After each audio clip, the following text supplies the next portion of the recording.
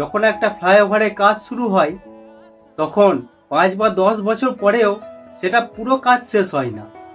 সেটা কেন হয় তার আসল কারণটা জানেন? তাহলে প্রথম কারণ হলো ল্যান্ড একুইজিশন।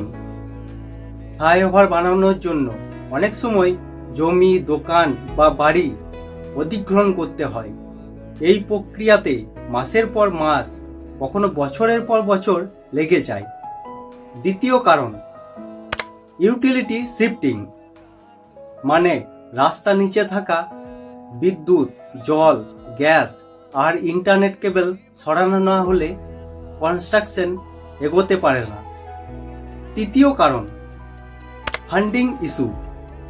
অনেকেই মনে করেন প্রজেক্ট অ্যাপ্রুভ মানেই পুরো টাকা রেডি, কিন্তু অনেক সময় প্রজেক্টের টাকা ধাপে ধাপে রিলিজ হয়।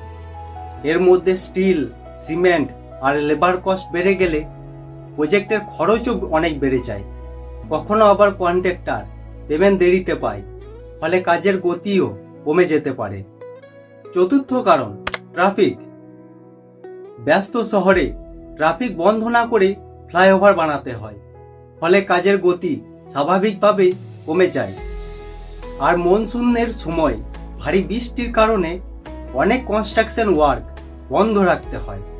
তাই একটা ফ্লাইওভার শুধু কংক্রিট আর স্টিল দিয়ে তৈরি হয় না, এর পিছনে থাকে প্ল্যানিং, পারমিশন, ফান্ডিং আর শত শত মানুষের কোঅর্ডিনেশন। এই কারণে কিছু ফ্লাইওভার 2-3 বছরে শেষ হয়, আবার কিছু প্রজেক্ট শেষ হতে 5 বা 10 বছরও লেগে যায়।